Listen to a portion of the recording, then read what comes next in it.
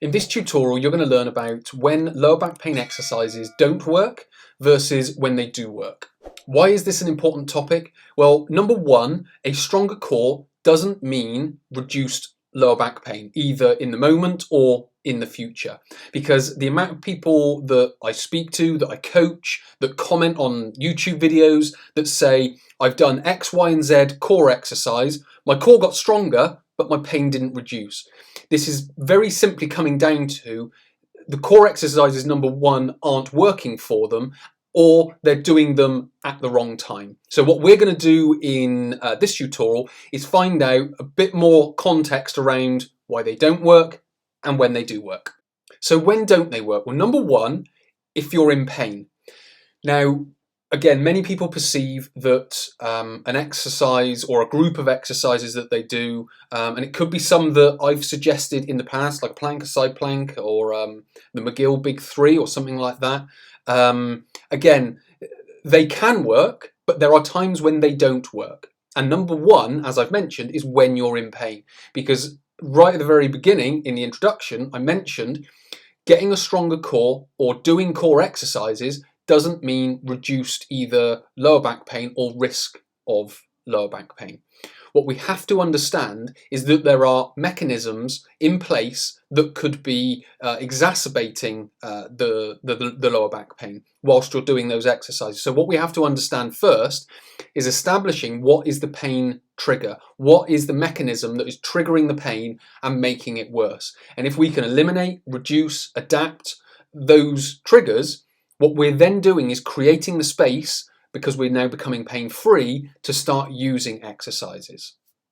Number two is if you get episodes of lower back pain or muscle spasms. So that could be something that happens once a month, or it could be happened a couple of times a year. But essentially, you might just slip and then the back sort of catches and it goes into like a spasm. Or you're reaching across a desk and it goes into a spasm. Anything like that that just happens maybe once a year, twice a year, something like that. Now, what we have to understand here is that exercises aren't going to remedy this problem. And I'll give you an example. So a client that I was working with, he experienced a back spasm or a muscle spasm, and all that we did to reduce and eliminate his pain is I did a couple of lower back pain assessments on him, established where the problem was, and then I got him into a posture. I asked him to activate certain muscles and then repeat the movement that he was doing. And when he started out, he could feel it a little bit. So I asked him to activate the muscles a little bit more, and he did that, and then eventually the pain completely eliminated and he could do the activity without any pain whatsoever. So it can happen that quickly, and it's not a case of doing a plank, a side plank, or any type of exercise. It was just, let's get you into a posture, get you into a position, activate certain muscles, we'll stiffen them a little bit harder than we used to, and then the pain completely went. So it can be as simple as that. So no exercise, be it the best exercise in the world or the worst exercise in the world, is going to help eliminate that type of back pain. First of all, we have to understand it to be able to reduce it or eliminate it. Number three is if you can hold a plank for 60 seconds or a side plank for 45 seconds.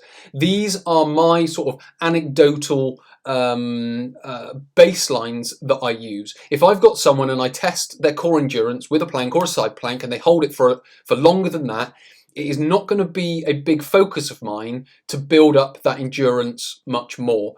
Yes, we are going to be doing core exercises and it's going to be over a prolonged period of time, so endurance will develop, but I don't really want to be testing it for, I don't want to be able to say to them, you need to be able to do it for 2 minutes, 3 minutes, 4 minutes, 5 minutes, so on and so forth. It's much more effective to get them to a minimum baseline and then start doing other exercises on top of that, which are whole body movements.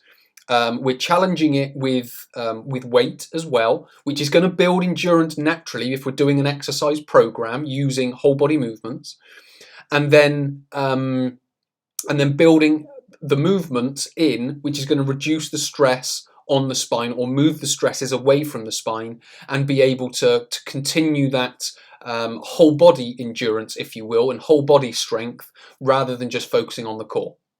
And number 4 is if they are spine bending exercises. Now, this is very simple.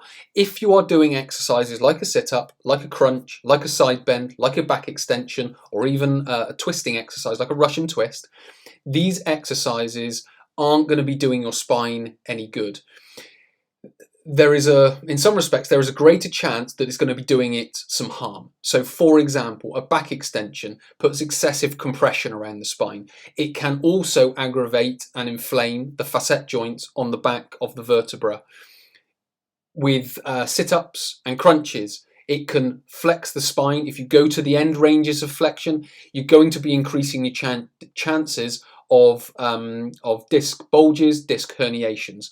And with the muscle imbalances that come along with that, what you can also get is an increased chance of muscle spasms as well.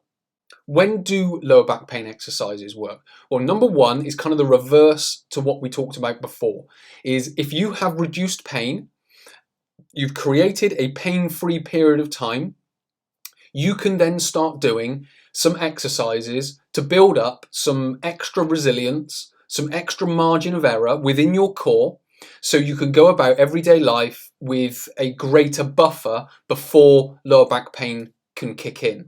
Now, what we have to understand here is, again, it depends on the stage of rehabilitation that you're at. So if you are in a position where you have reducing pain, you have created a window of opportunity to start building some core strength, stability, and endurance. What we can then do is put some exercises in. But what we have to understand then is, let's just say you've got, so from 8 until 12 is your pain-free period. And then after that, the pain kicks in again or starts to come on again. If we are including exercises, what we need to be able to establish is that 4-hour window from 8 until 12 being expanded to, say, 12:30, 1 o'clock, 2 o'clock. So in a sense, are the exercises helping improve your pain-free body? Or is it taking it the other way and making it painful because it's taking it from 4 hours to 3.5 to 3 hours pain-free? So these are some of the things that we need to understand when we are using lower back pain exercises. Number 2 is when it's used as the final step in your lower back pain rehabilitation.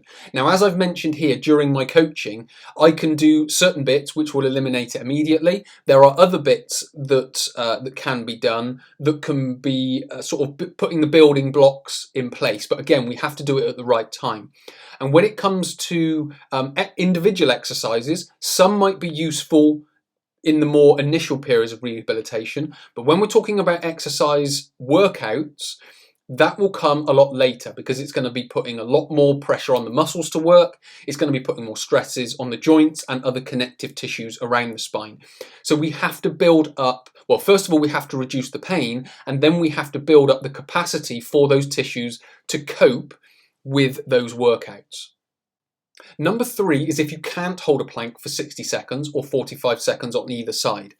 Now, this would be a point that I would use exercises to build up the endurance, but I would have to remember that we have to reduce the pain first before we can start building that. Because as I mentioned right at the start, just because we are doing exercises doesn't mean the pain is going to reduce. So again, we have to create that window first, and then we have to build up the core endurance to be able to last for that period of time.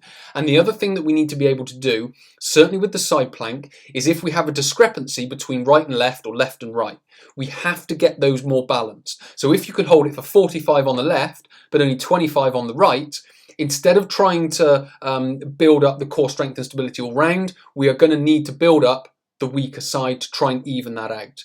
So it's very much sort of building it in that specific way. So there are certain specific bits that we need to build in to start with, and then we can go to more complete and rounded programs that I talked about earlier if you already had that. And I would be using whole body movements to reduce and spread stresses around the body. But to start with, what we want to try and do is get the core to a position where it can do that for a prolonged period of time. And number 4 is if you maintain a proper posture of the lumbar spine and also move from the shoulders and the hips. Now, part one of that is maintaining the proper posture of the lumbar spine. So that takes out those spine bending exercises that I talked about. So they will only work with regards to maintaining the posture, because that's going to get the muscles working correctly, and it's going to get the muscles spreading the stresses around the torso rather than on the spine. And then when we start moving from the hips and the shoulders, what we're then doing is we are using the joints that are designed to move to create that movement.